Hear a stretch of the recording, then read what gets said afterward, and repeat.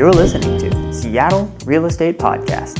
Hey everybody, I'm Sean Reynolds, the owner of Summit Properties Northwest, Reynolds & Kline Appraisal, and your host of this episode of the Seattle Real Estate Podcast.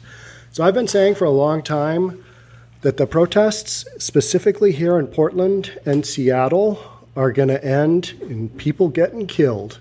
And I've had a lot of people ask me, why don't you go cover some more protests? And I tell them, because I don't want to die. I want to be able to keep bringing you these podcasts. More importantly, I just want to stay alive. So we're seeing some pretty crazy violence that is ending not in the way that we want it to end. And most recently, and we kind of knew this was coming, we had killing down at the Portland protests, and then most importantly, we had that suspect get killed by the police basically last night. So that's what we're going to take a look at, and that is the suspect in the fatal Portland shooting is killed by officers during his arrest. Let's jump on into it, and this is the New York Times. Law enforcement agents killed Michael Forrest Reinoehl while trying to arrest him, four officials said. He was being investigated in the fatal shooting of a supporter of a far-right group. Before we go any further, I kind of want to make it known that whether it's left or right or where your political stance is, people being killed, that is just a no-go. And that's where I've kind of pulled out of covering a lot of this, because I think we're pretty close to being on the very edge of this going wildly sideways the closer we get to these elections. Because let's admit it, a lot of this stuff is just straight political stance, whether you're on one side or the other side. And at the end of this podcast, I think I'll be talking about where I think it's going to go from here. But right now, we're in a position where you've had these protests go on for a long time, and they've escalated into violence so many times. And I think this is just where we're at, and people are really worked up. And so to have these events happen, it's just crazy, but that's where we're at. So Michael Reinoehl was killed by a federally led fugitive task force in Lacey, Washington. So the shooting happened in Portland protests. And then that shooter booked it out of state. Lacey, Washington is down by Olympia, Washington, which is a couple of hours drive from here, Bellevue, Washington, where I'm recording this. And that happened on Thursday yesterday. He was being investigated in a fatal shooting at a Portland protest.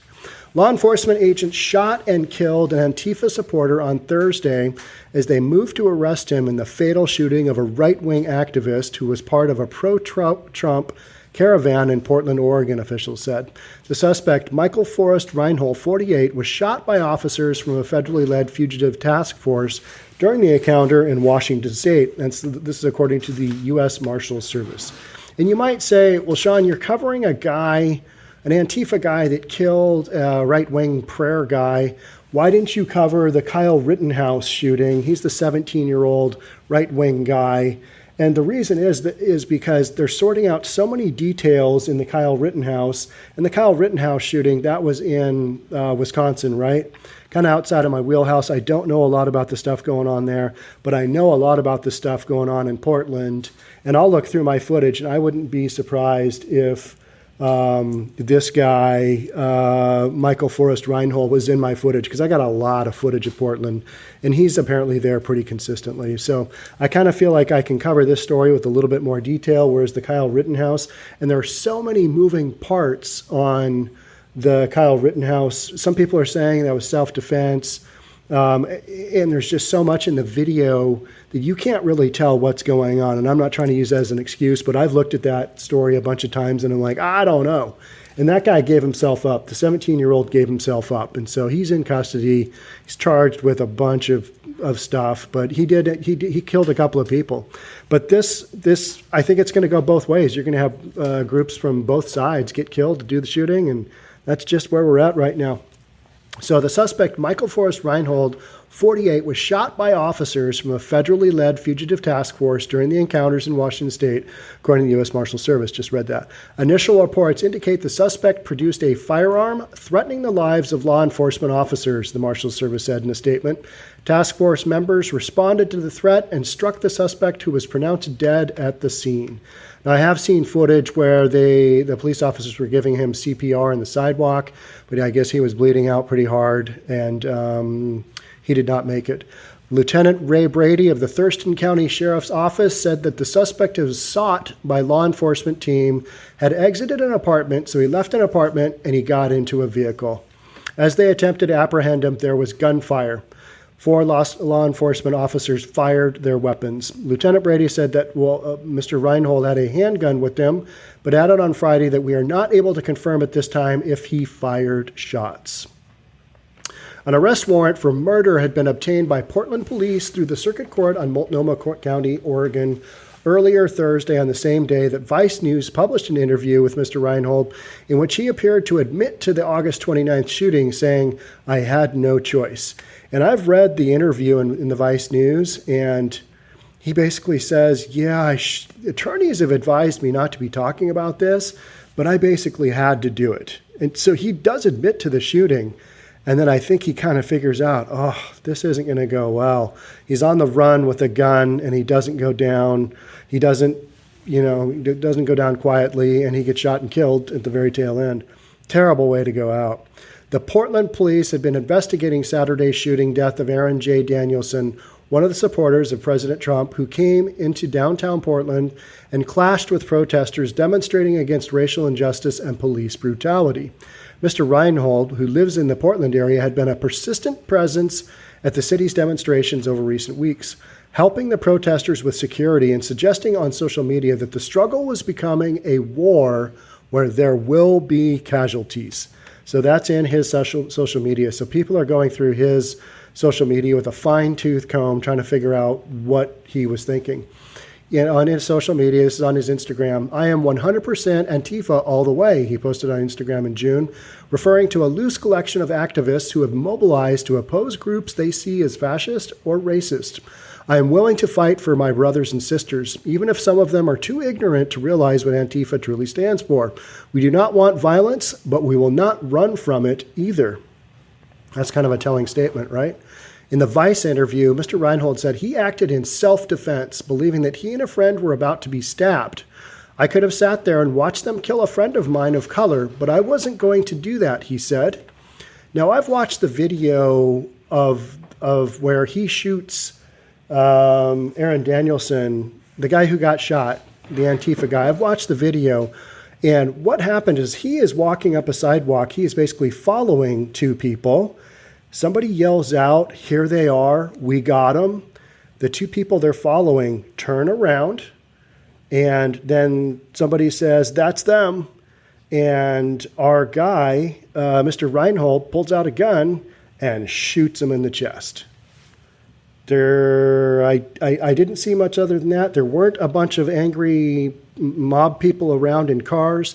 There were 2 cars on the street as far as I could see, and tons of people have watched this video, and I'm not seeing where there was a threat on either side, and there definitely wasn't a confrontation going on other than the guy with the gun running up on the other guy and shooting him. So that's what I'm seeing.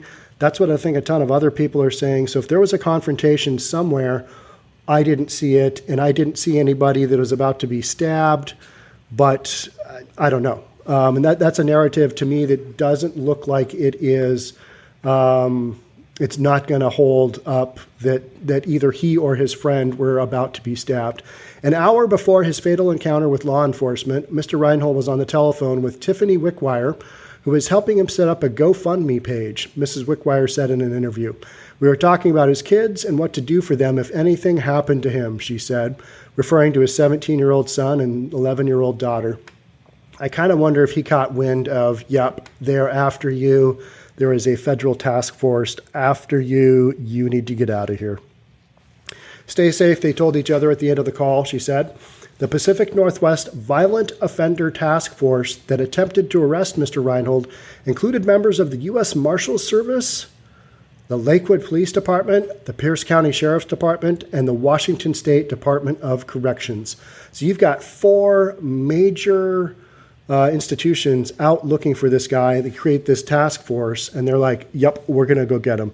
And this is down in, it's basically southern Washington. We sell some real estate down there. Olympia,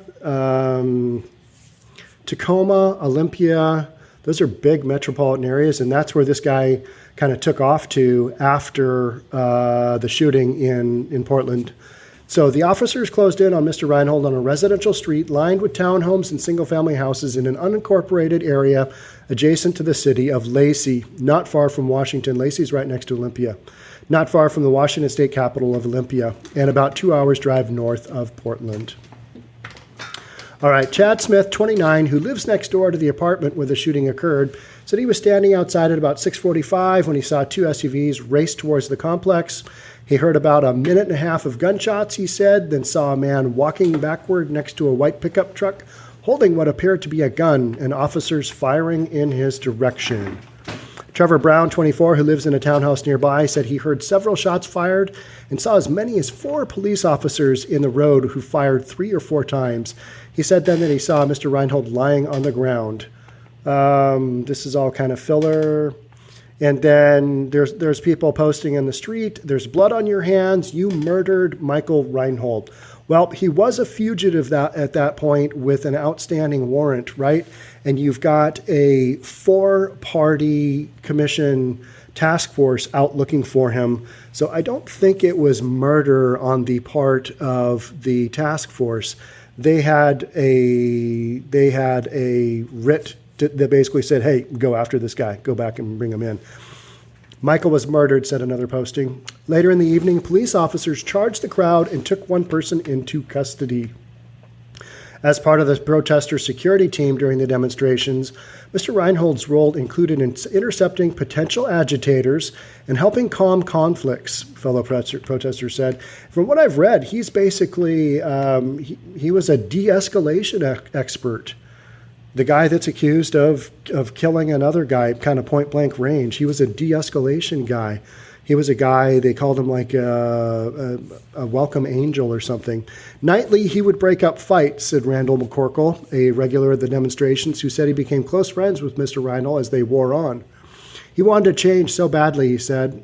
He wanted change so badly, he said. His death, he said, would likely inspire others to continue the movement for police reform. I was going to say radicalize, but galvanize is a better word, he said. Honestly, I'm going to try to step into his shoes. Guy just gets shot by the police. Is that really the move you want to be making? I don't think so. But everybody has a different position on where all of this at. And one of my points is both sides think that they are just equally right. Both sides feel like they have the right answer, whether you're far right, you're far left, somewhere in the middle. Everybody thinks they're right. Everybody thinks the other side is wrong. And then people end up dying, and then people are willing to try and step into those dead people's shoes. That's just kind of where we're at. Reese Monson, a leader in the local protest movement who also helps organize security, said all the people who helped with security in Portland, including Mr. Reinoehl, were trained on de-escalation until they do something that is not de-escalating. He was excellent at that, Mr. Monson said. Mr. Monson said the security designees have been trained to approach potential agitators and politely ask them to leave. They've also been trained on how to conduct physical removals and are cautioned to try to avoid such measures because they can cause situations to escalate. Mr. Monson said Mr. Reinoehl would often come over to discuss how to handle potential agitators appropriately. He was literally a guardian angel, said Teal Linseth, one of the main organizers of the Portland protests. He would protect you no matter what. Okay, so you've got this image of this guy who's fighting for what he believes in, and he's, at some point in time, to a number of people, he is doing the right thing as far as the de-escalation goes. But in the video I watched multiple times, he walks up to somebody and basically caps them. So not exactly de-escalation. Now, what led up to that certain point, we don't know. We don't know the history there. And in the video, at some point in time, you can hear somebody saying that the guy that the Aaron Danielson, he's the individual that was killed by Reinoehl. They were saying that he was running around Portland just causing a lot of havoc.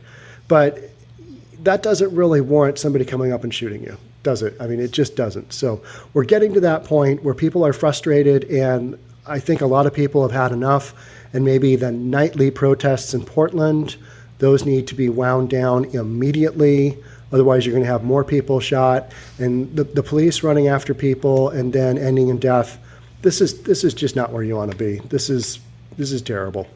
All right, so early on Friday, Miss Linthus spray-painted a tribute to Mr. Reinoehl on the street in front of the police precinct where demonstrators were gathered. "Long live Mike," she wrote, "the best ally ever." So you either got to believe that a bunch of these people are just crazy and Looney Tune and out of touch with reality, or this narrative just isn't being told the way that it really went down. Because you're led to believe that this guy is a good guy and he's there to de-escalate things. And then the video, and also there was testimony, the guy that got shot, Aaron Danielson, he had a friend with him, and that person's testimony is that they were walking forward, they heard somebody yelling at them, they turned around, and that's when Aaron Danielson basically got shot.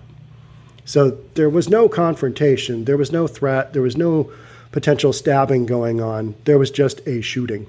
And it was done by a guy who is supposed to be, an expert in de-escalation of violence.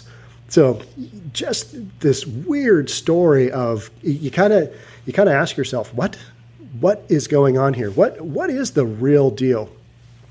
But the story goes on. He sometimes ran into trouble. We're talking about Mr. Reinoehl. He sometimes ran into trouble, though. On July 5th, during the protests, Mr. Reinoehl was charged with resisting arrest and possession of a loaded firearm in a case that was later dropped. Well, all the stuff against any of the protesters is being dropped, right? Both in Seattle and in Portland. At the end of July, he showed a bloodied arm to a journalist with Bloomberg Quick Take News and said he'd been shot while intervening in a fight. The night when Mr. Danielson was shot that's Aaron Danielson, began with a large crowd of supporters of Mr. Trump gathering in the suburbs. They planned to drive hundreds of vehicles carrying flags around the highways of Portland, but many of them eventually drove downtown where protesters have been congregating regularly. Once there, some Trump supporters shot paintballs into the crowd, while people on the streets threw objects back at them. Fist fights broke out. This is probably not a good thing. Not a good thing. But you've got both sides wanting to do some protesting, which is legal. It's just when you put these two groups together, not good. As evening turned into night, video appeared to show Mr. Danielson, who was wearing a hat with insignia of the far-right group Patriot Prayer, and Mr. Reinoehl on a street, along with a few other people. One person was shouting, "We got a couple right here." That's what you can hear in the video. The man who captured the video of the shooting, Justin Dunlap, he's a live streamer in Portland.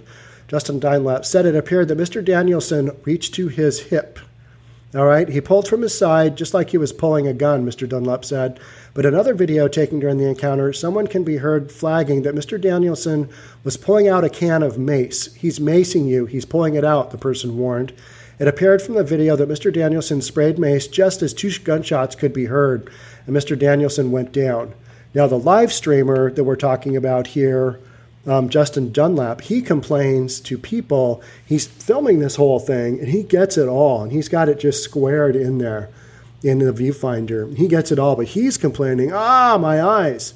And so he got pepper sprayed or maced or whatever, and that's from across the street. That stuff just kind of sprays and goes into the air, and it's just brutal. It's not fun. And so I believe the fact that the Aaron Danielson was trying to maybe spray away our guy with the gun who got killed by the police, that could very well be. We just don't know. I wasn't there. All I can say is I looked at this footage, and that makes total sense because there's something that kind of goes whoosh. There's some kind of like powder spray or something. And one of the theories is that one of the bullets hit the canister of mace and exploded it. So that would make sense. Don't know.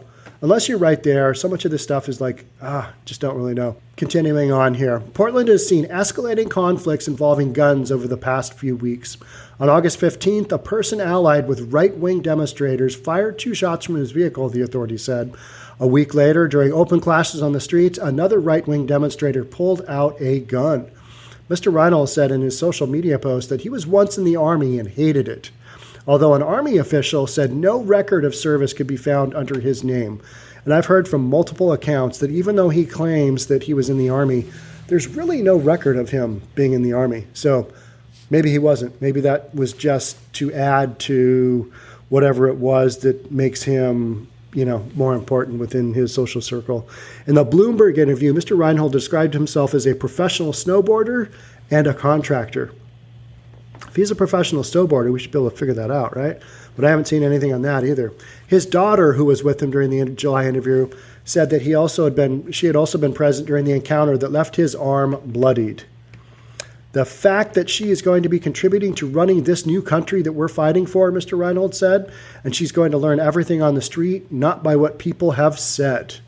Mr. Reinoehl's sister, who asked to remain anonymous because the family has received numerous threatening phone calls in most recent days, said police officers asked if screenshots from the videos from the night of the shooting looked like her brother. She said they did, but she said she had not seen him for 3 years when the family members broke off contact with Mr. Reinoehl after escalating conflicts.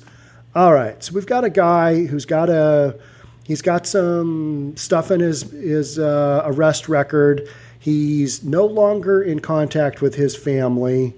He's saying some stuff that doesn't necessarily make sense. All right, where are we headed with all this? So at the beginning of June, in the days after George Floyd's death in Minneapolis, they triggered nationwide protests, Mr. Reinoehl began posting about the need for change. Things are bad right now, and they can only get worse, he posted on June 3rd, but that is how a radical change comes about. That part to me kind of sounds like he's looking for a war. And a lot of people think that we are on the very edge of some kind of civil war going on. And I can see that. I think you might be right with that. You're going to have some real conflict coming up. So next article on this same thing is Portland's Antifa gunman killed in shootout with police. This gives some slightly different perspectives. So the man suspected of fatally shooting a supporter of the right-wing Patriot Prayer group during Patriot Prayer group during demonstrations in Portland, Oregon last week was killed late Thursday. We know all that. The attempt to arrest him came after the FBI and US Marshals Service tracked him down in the wake of an arrest warrant being issued earlier in the day. A local fugitive task force, they were going after him, kind of describes who he was. Reinoehl, a 48-year-old anti-fascist activist who was a fixture at recent anti-racism demonstrations in Portland, was accused of gunning down Aaron Danielson, 39, last Saturday after clashes erupted between Trump supporters and counter-protesters. Here's the interview published shortly before his death. Reinoehl spoke publicly for the first time in the shooting and said, "I had no choice. I mean, I had a choice. I could have sat there and watched him kill a friend of mine of color, but I wasn't going to do that," he said. So the guy that they're defending against is pulling out mace. There's no mention of a gun or a knife on Aaron Danielson, but he gets shot anyway. So to say, I mean, I had no choice, I could have sat there and watched them kill a friend of mine of color, just doesn't make a lot of sense here. But I wasn't going to do that, he said. All right. And the shooting of Danielson was seized on by President Trump and many of his supporters as they sought to portray Trump as the law and order candidate in the November 3rd election, determining to prevent the kind of violence he claimed his opponent Joe Biden would usher in throughout the country. And then we get into a bunch of political stuff. If you guys want to go down that road, you can, but I'm just not going to go there. All right, an amateur video of the shooting shows an intense but ill-lit altercation breaking out on Southwest 3rd Avenue. That's kind of one of the main drags there in Portland that leads up to the federal buildings and where just so much stuff goes down. Just prior to the sound and smoke of 2 gunshots. Deadly dispute followed months of increasingly visible and violent clashes in the Pacific Northwest city. It's just, you've just got this crazy narrative ongoing. And so Reinoehl, a self-described snowboarding instructor, had a fraught personal and social media history, records show. He appeared to have a number of issues with landlords and with traffic and tax authorities, and this summer faced multiple misdemeanor charges, 2 of them firearm-related. One of them, from July 5th, appears to result from an incident in which Reinoehl allegedly brought a gun to an anti-racist protest, resisted arrest, and interfered with police activities. But it appears local prosecutors never filed a criminal complaint, and the case was dropped. The other weapons charge came out of an arrest roughly 1 month earlier when Oregon State Troopers charged Reinoehl with, this is part of where I was like, this doesn't sound good. Oregon State Troopers charged Reinoehl with racing his 17-year-old son on I-84 at speeds exceeding 100 miles an hour.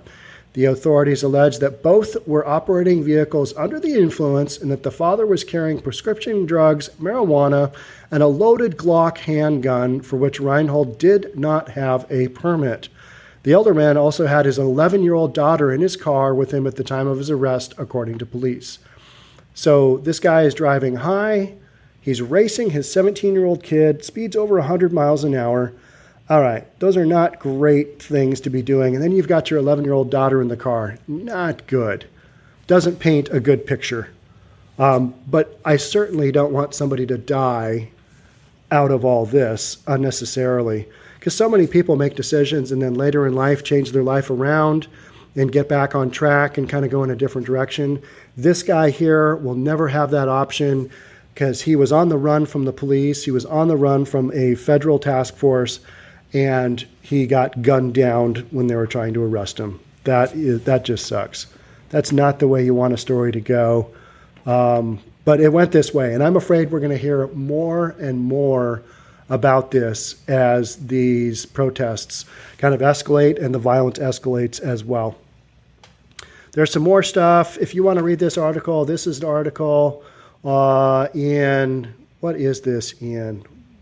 Now, the title is Portland's Antifa gunman killed in shootout with police. And this is, I can't even figure out what news service this is. But there's some more political stuff towards the end of the article. I'm not really going to get into that because I think you can go down kind of any different road you want.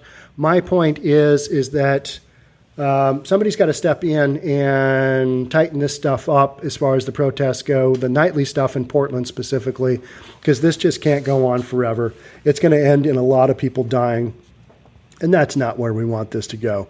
Specifically, and I said kind of at the beginning of this podcast, specifically, I keep hearing that the Proud Boys are going to go into Portland, and that is not going to end well for either party.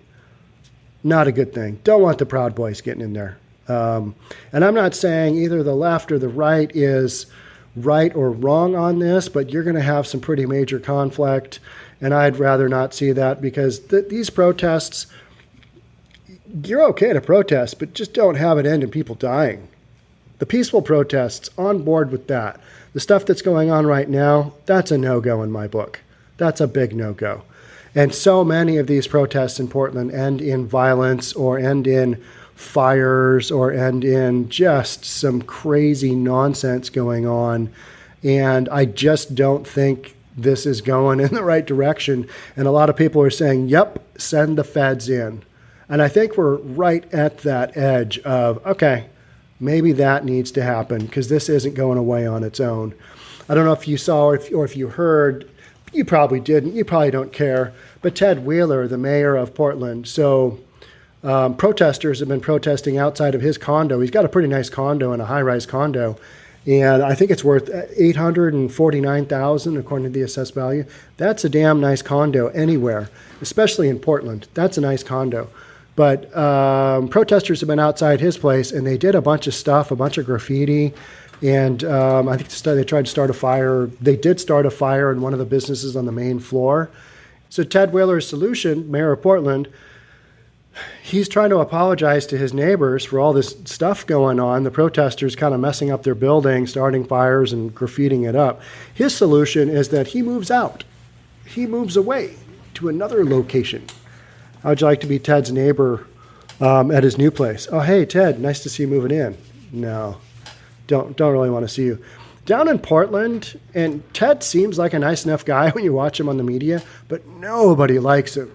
Either the far left, the right, police, nobody likes him. This guy just doesn't seem to hit it off with anybody.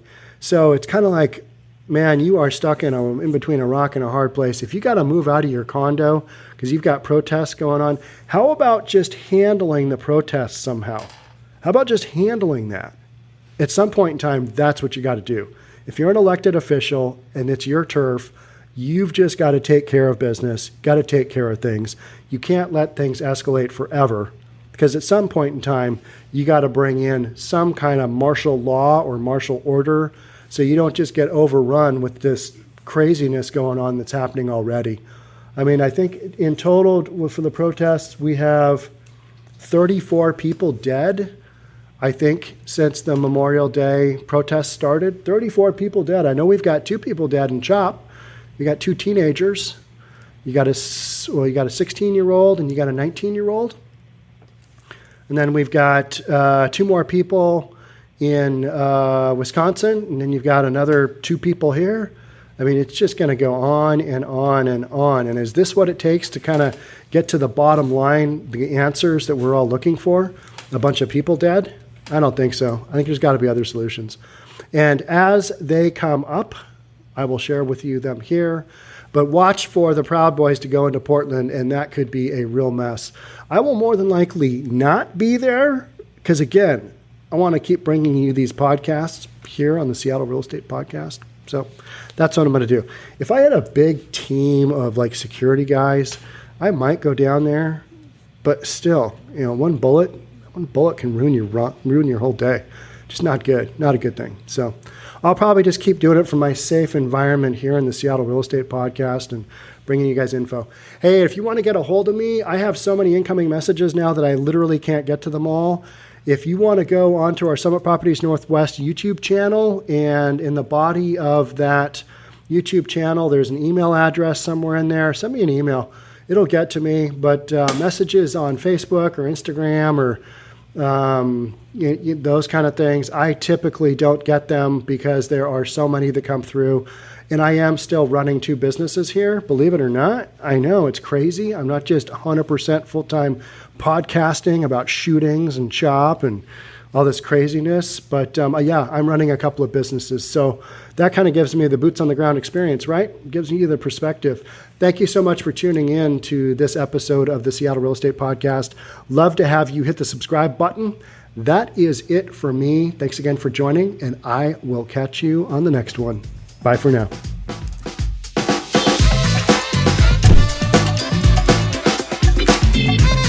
Don't forget to subscribe to our channel and hit the notification bell so you'll know when our next video is out.